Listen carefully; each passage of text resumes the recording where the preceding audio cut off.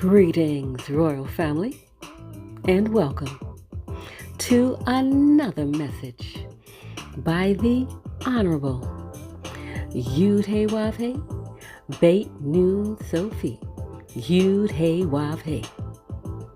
Now, Royal Family, this message was taught many years ago by the Honorable Pt.2 and is being presented to you today by Yahweh's Royal Priesthood. Remember to like, share, and subscribe to our channel. Visit us at Yahweh's Royal Priesthood, www.Yahweh144000.com.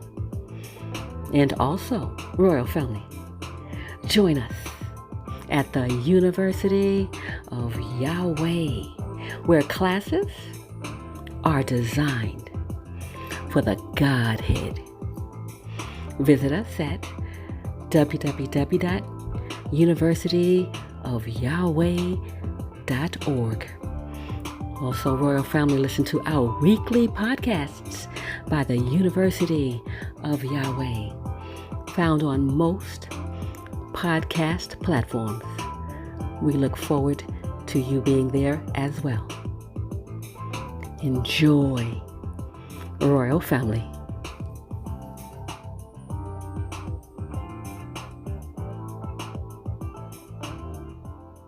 One thing that I want to share with you at this moment is something that one of my daughters shared a thought with me, and it deals with the fear of Yahweh in time of ordeal.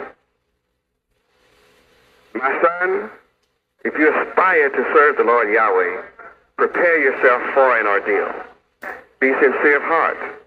Be steadfast, and do not be alarmed when disaster comes. Cling to Yahweh, and do not leave him, so that you may be honored at the end of your days. Whatever happens to you, accept it. And in the uncertainties of your humble state, be patient. Since gold is tested in the fire, and chosen men in the furnace of humiliation, trust Yahweh, and he will uphold you. Follow a straight path and hope in him. You who fear the Lord Yahweh, wait for his mercy. Do not turn aside in case you fall. You who fear the Lord Yahweh, hope for good things, for everlasting happiness and mercy. Look at the generations of old, and see who ever trusted in the Lord Yahweh and was put to shame. Was he ever put to shame? Or whoever feared Yahweh steadfastly, were they ever forsaken? Or whoever called out to him, were they ever ignored? For the Lord Yahweh is compassionate and merciful. He forgives sin, and Yahweh saves in the days of distress. Woe to faint heart and listless hands, and to the sinner who treads two paths. Woe to the listless heart that has no faith. Such will have no protection. Woe to you who have lost the will to endure. What will you do at the Lord Yahweh's visitation, when he shall suddenly appear at his temple? Those who fear the Lord Yahweh do not disdain his words, and those who love him keep his ways. Those who fear the Lord Yahweh, do your best to please him. And those of you that love Yahweh, find satisfaction in his law. Those who fear the Lord Yahweh, keep your hearts prepared and humble yourselves in the presence of Yahweh. Let us fall into the hands of the Lord Yahweh, not into the hands of men. For as his majesty is, so is his mercy. You can find that in Ecclesiastes chapter 2, basically in the New Jerusalem Bible. Ecclesiasticus. I also would like to share with you that the earth is the Lord Yahweh's and the fullness thereof, the world and they that dwell therein, such as Psalms chapter 24, verse 1. Here it is documented that Yahweh is the Lord over the earth. and everything and everybody on the earth. One of my 16-year-old daughters shared this thought with me. We are the children of Yahweh and documented in the Holy Bible, the book of Yahweh, as the heirs of Yahweh and the preordained lords of the earth. I teach you that even though we are the legal rulers, we have not come into our authoritative powers over the earth yet. And until Satan's time has ended, we must respect the laws of man. Now, I say that the heir, as long as he is a child, differeth nothing from a servant, though he be Lord of all, but is under tutors and governors until the time appointed of the Father, Yahweh. Even so, when we were children, were in bondage under the elements of the world. And that's in Ephesians chapter 4, verses 1 through 3. Yahweh has allowed us to learn the evil side of knowledge under the rule of Satan, so that when our time to rule has arrived, we would do those things that are acceptable to Yahweh with an understanding, and also that it would be an everlasting and righteous rule. I'm going to speak to you for a few minutes on knowledge from the lame man. The question is, am I the one that the Holy Bible promised would come? Or do you look for another? My answer is, for you, every one of you under the sound of my voice, go and show the world my works, which you do hear and see. The blind receive their sight, and the lame walk. The lepers are cleansed, and the deaf hear. The dead are raised up, and the poor have the good news gospel preached to them. Matthew chapter 11, verses 3 through 5. And from the days of the Garden of Eden until now, the kingdom of heaven suffereth violence, and the violent taketh it by force. Matthew 11 and 12. At some point, I hope during this week that I can deal with you on the fact of the Garden of Eden, the kingdom of heaven, suffering violence until this day, and how the wicked have taken heaven. You think about that. The kingdom of heaven is taken by violence by the violent ones, and they take it by force. I have written a little small book on this subject, and I may wait and just give that to you at that time. I've already written that. It's shocking information to find out that the violent ones have taken heaven and are ruling over heaven. In the meantime, the question is, am I the one that the Holy Bible promised would come? I am the one promised, and I have the right to rule, as you read in Genesis chapter 49, verse 10. The whole world shall see me soon, and the world shall behold me soon. Numbers chapter 24, verse 17. How is this going to take place? It's going to take place through you. You are my eyes, my ears. You are my hands and my feet. It is through you that my miracles are made manifest.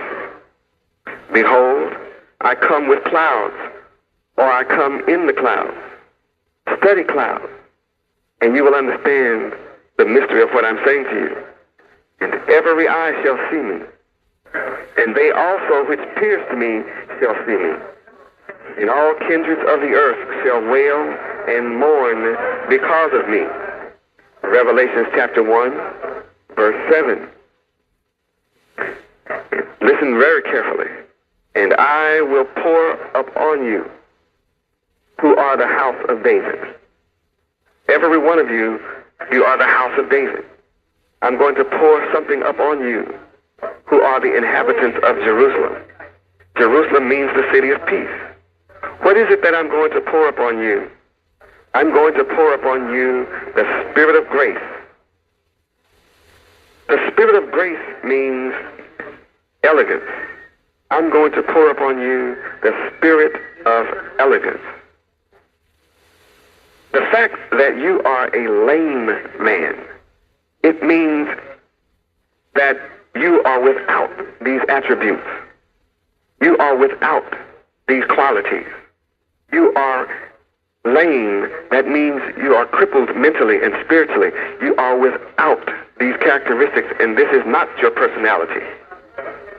So in healing you, in healing the lame man, in healing you as the lame man, then this is one of the things that I'm going to do you. I'm going to pour out upon you the spirit of elegance. As a people, we do not have the spirit of elegance. We are lame. I'm going to pour out upon you the spirit of tastefulness. As a lame people, you do not have taste. I'm going to pour out upon you the spirit of fineness, finesse. I'm going to pour out upon you the spirit of refinement. When you travel throughout America and you travel through Goshen or the ghetto, you find an unrefined people, a loud, coarse, and profane people, a people who have no manners at all in any way, shape, form, or fashion. So I am the one promised because I'm the only one who is able to pour out upon you the spirit of grace, which means culture. I'm going to pour out upon you the spirit of culture. I'm the only one who is able to give you the culture of Israel. The one thing that the so-called black man of America is missing is the history of his nationality, his history, his culture, his language, his name, his land, his God, his civilization. You're without that. And I'm the only one to be raised in your midst who is able to pour out upon you the spirit of culture. Not talk about culture. It's not enough to say you need culture. It's not enough to even say that the history of Israel would somehow give you your culture. No. Just knowing that does not give you culture. It requires the Son of Yahweh to come in person, in the flesh, to pour upon you the very spirit of culture. I am raised up to pour up on you the spirit of cultivation. You are an uncultivated people. That means you're lame. That's what this lame man means, is to be an uncultivated people. I'm sure that you who are blessed to study the lame man, I'm sure you're real excited about now. I'm sure you will be even more excited as the hours and the days go by during this. I am raised up to pour up on you the spirit of polish. I'm born to polish you. I'm taking a rough ashlar stone and square it, and I have my chisel to chisel away the rough spots and to polish you and to give you a polished personality, to give you a polished character, to give you a polished nature. I'm also raised up, and I've raised myself up and qualified myself to pour up on you the spirit of urbanity. Listen to that. I'm going to pour upon you the spirit of urbanity. That means suavity. I'm going to make you very suave. Debonairness. I'm going to pour out upon you the spirit of chivalry.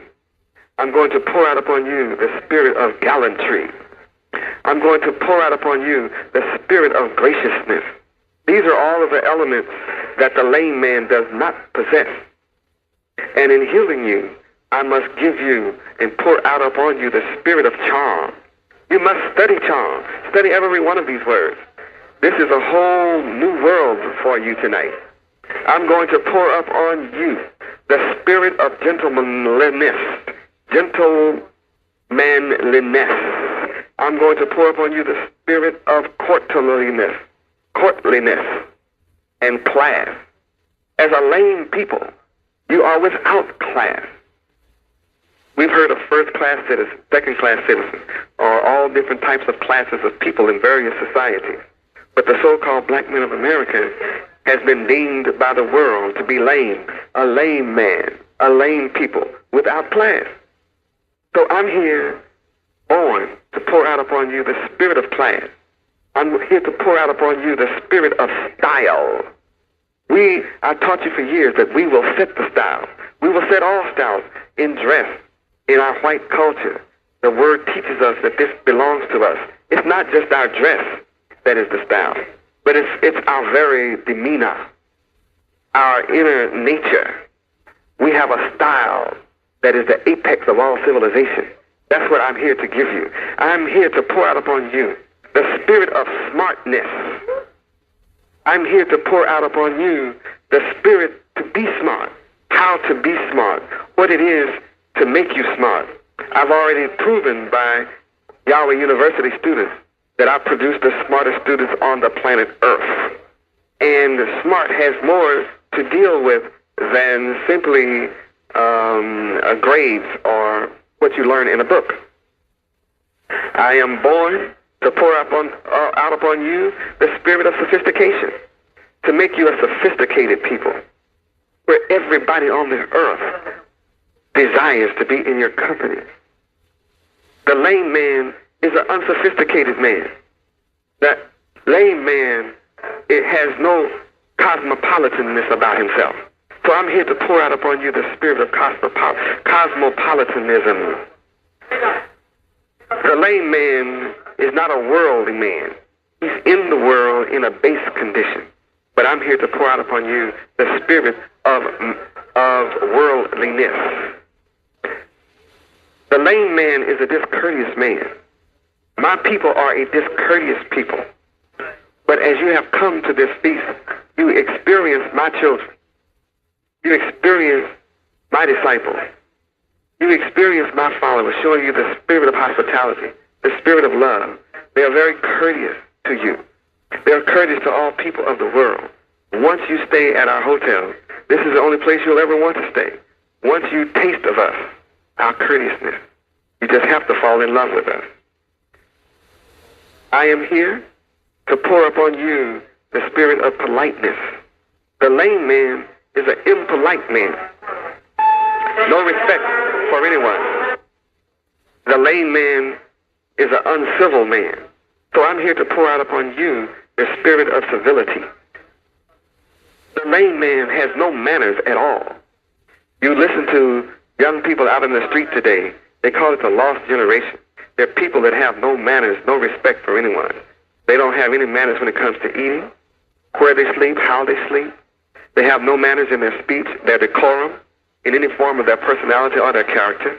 But I'm here to pour out upon you the spirit of mannerliness. You will find that I am here to pour out upon you the spirit of decorousness. The lame man is an informal man. He has no formalness about himself. So I'm here to pour out upon you the spirit of formalness. That's what grace means, the spirit of grace. Also, the lame man is not proper. So I'm here to pour out upon you the spirit of properness. The lame man is an untactful person. He's without tact.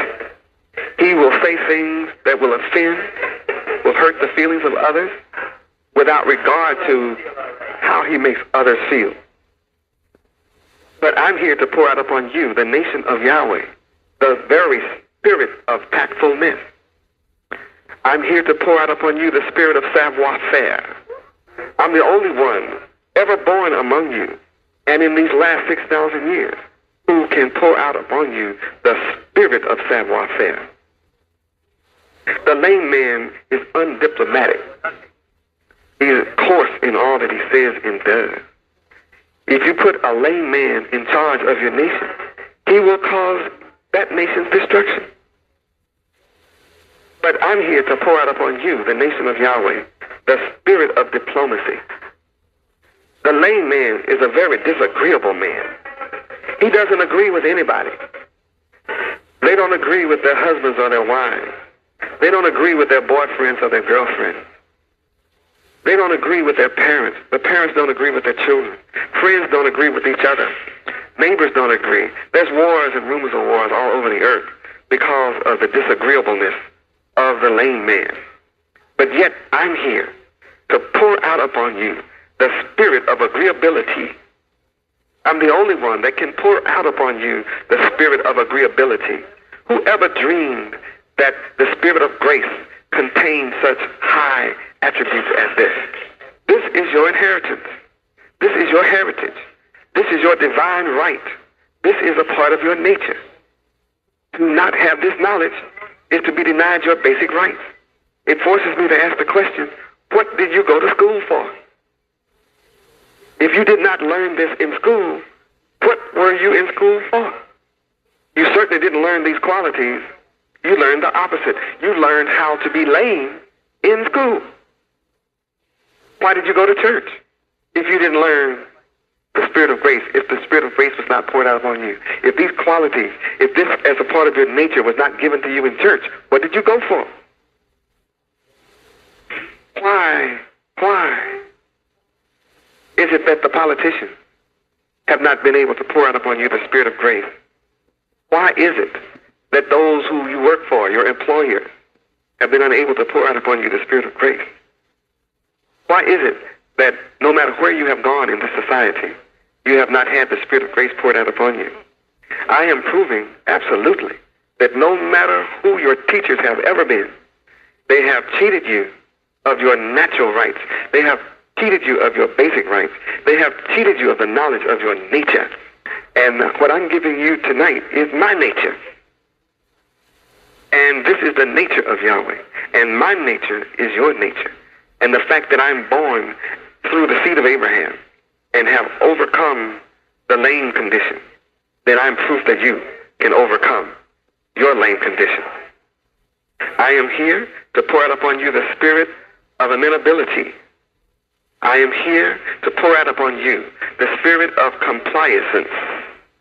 I'm here to pour out upon you the spirit of affability.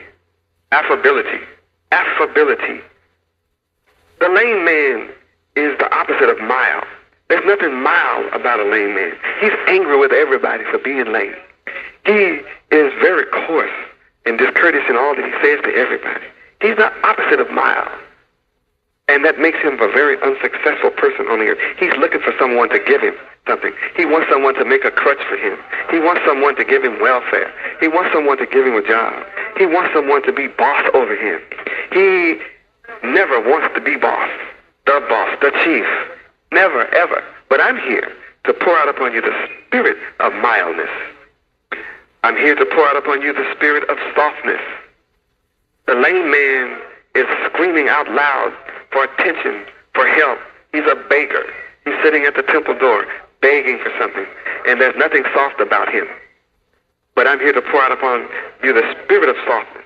For example, when one is angry with you, the word of Yahweh says, a soft answer turns away wrath. But a lame man is busy stirring up wrath. And that's what the so-called black man of America is busy doing, stirring up wrath is all that he does. He can only think in terms of confrontation. He can only think in terms of marching in the street. He can only think in terms of burn, baby, burn. But he never thinks about build, baby, build. Doesn't know how to build. He's not taught how to build. I'm the only one that can pour out upon you the spirit of how to build. I'm here to pour out upon you the spirit of gentleness. The lame man is the opposite of gentle. I'm born to pour out upon you the spirit of taste, to give you the spirit of good taste. I am born to pour out upon you the spirit of discrimination. The lame man cries about discrimination.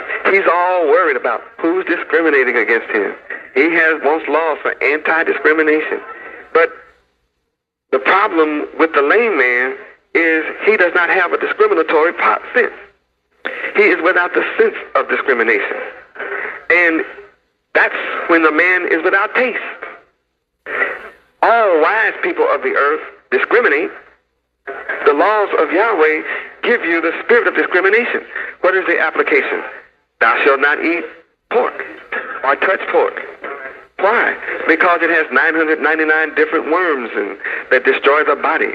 Pork destroys your eyes, the skin of your body. It gives you high blood pressure, low blood pressure, gout, tumors, cancer, and on the list goes for 999 different types of diseases. A discriminating person, a person with the knowledge of discrimination, a person who has the spirit of discrimination, knows that there's a law between good food to eat and food that's not good to eat, clean food to eat, and that which is unclean. So you need the spirit of discrimination. It helps you in choosing a good mate.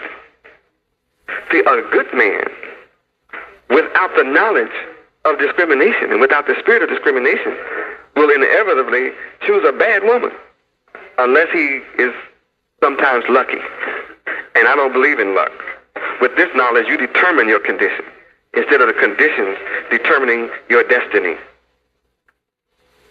A lame man is unable to discern between good and bad. He's just without discernment at all. But I'm born to pour out up on you the spirit of discernment. I'm born to pour out upon you the spirit of variety. I'm born to pour out upon you the spirit of decorum. I'm born to pour out upon you the spirit of winsomeness. The lame man does not have a winning spirit. He has a quitting spirit. But a winner never quits. Quitters never win. So the lame man never wins because he does not have the spirit of winsomeness. I'm here to pour out upon you the spirit of winsomeness and winningness. I'm pouring out upon you a spirit that causes you to win in all that you do. You can only think in terms of winning, winning, winning. I'm here to pour out upon you the spirit of appealingness. Give you appeal where you are appealing to everybody. The whole earth will say, "Ooh, isn't the nation of Yahweh beautiful and appealing?" The lame man is unappealing. The lame man is unattractive. So I'm born to pour out upon you the spirit of attractiveness. I'm born to pour out upon you the spirit of comeliness. The lame man is an ugly man. He's ugly in the sight of every intelligent person. That's why the Bible gave us a physical example so that we could understand the spiritual similitude, the allegory, the simile of this matter. This crippled man, everybody can visualize someone physically crippled. But almost no one on the earth ever takes the time to try and study or imagine the pitiful condition of a mental cripple and a spiritual cripple, and how ugly that is in the sight of intelligent people. You might wonder, well, if there are intelligent people on the earth, why didn't they teach you how to be beautiful? The answer is that is not their job. That job is reserved for the Son of Yahweh. That is his job, my job, and no one else's. So I'm born to pour out upon you the spirit of beauty. I'm born to pour out upon you the spirit of pulchritude, pulchritudeness. I'm born to pour out upon you the spirit of handsomeness. The lame man is not a handsome man. Who would ever say that someone all bent over, crippled, and feet turned inside out, and one turned into the left and the other one turned out to the other way? It's a lot of terrible conditions, of physical conditions of crippledness. You certainly would never say that that person is handsome. That's a physical demonstration of my people's mental and spiritual condition. So I'm here to pour out upon you the spirit of handsomeness. The whole planet will say, you're the most handsome people ever to live on the earth. I'm born to pour out upon you the spirit of loveliness and gracefulness. I'm born to pour out upon you the spirit of suppleness and fluency. I'm born to pour out upon you the spirit of fluidity and smoothness. The lame man is a rough man. That's why he's called a rough ashlar stone. And I'm cutting this stone out. It's in a rough condition. The so-called black man of America is in a very rough condition. But I have those tools that are required to make you smooth.